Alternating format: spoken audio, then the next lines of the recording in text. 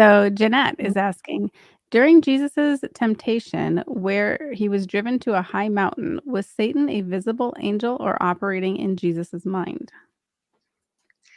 Jeanette, that is a great question. I really appreciate that. And it's something, to consider because, so many times, I don't know if you guys or Jeanette, you've felt this way as well. It's like, you're like, man, I feel like I'm getting, thoughts or ideas thrown at me. And I know this is not from myself or, this is something from outside of me or, you sense like, this is the enemy, tempting you. And so it's easy to, then think, was Jesus just tempted in his mind or was this an actual physical event? And when we go to scripture, Matthew chapter 4, I think the answer is pretty clear that this was indeed a visible angel that was, that Satan came to Jesus as. And I say this because when you look in Matthew chapter 4, starting in verse 3, the beginning of the temptation, Jesus, we know he was, you know, 40 days, no food. He was, definitely hungry and weak. And so Satan, of course, is when he jumps on Jesus, to attack him. And in Matthew chapter 4, verse 3, it says, now when the tempter came to him, to Jesus, Satan said, if you are the son of God, command these stones to become bread. So first of all, we see um, Satan coming. It's not just like an like whispering in his ear. It says he actually came, he physically came.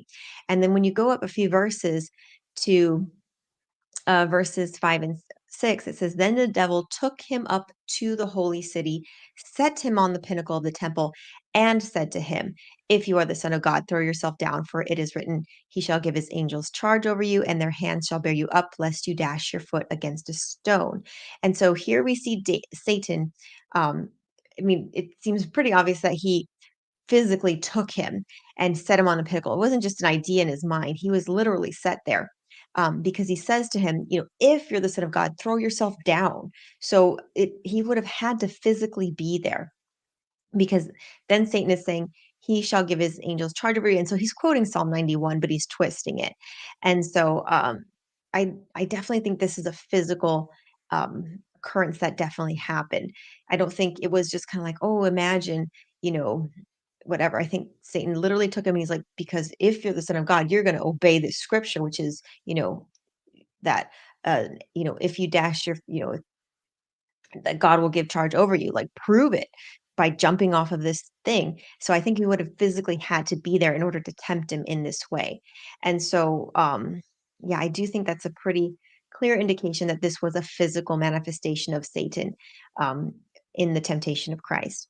And, I just want to note really quick, the thing is too with Satan, while he can, whisper things in your ear, he can, you know, tell you things, and he can probably look at you and from what's going on the outside and discern like this is probably the reaction, this is how I'm going to respond. Satan cannot read your mind. Only God has the power to do that. When you see that in scripture so many times where God, discerns the heart of man, Jesus discerns their thoughts.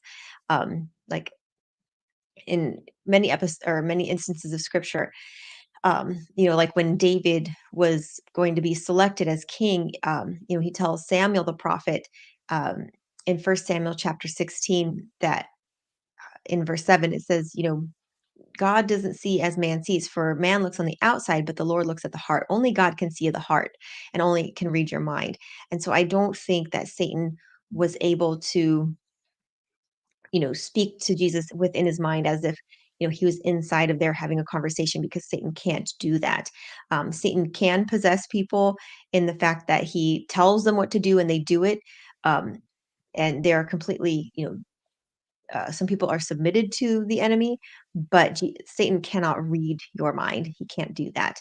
And he could not read the mind of Christ. And so I don't think it was a mental battle as much as it was, um, there was a mental battle aspect going on, but it was definitely a physical manifestation that Satan was physically there. He literally took him up to a pinnacle and literally said, throw yourself down or else you're not the son of God, because you're not, able to literally fulfill this scripture. And so Jesus just had to say, no, no, no. This is what the Bible actually says. And so I I love Christ's response because everything he says is it is written, and that's what we stand for at Bible Ask. So I hope that answers your question. And I just if you have any other thoughts on that, be sure to let us know.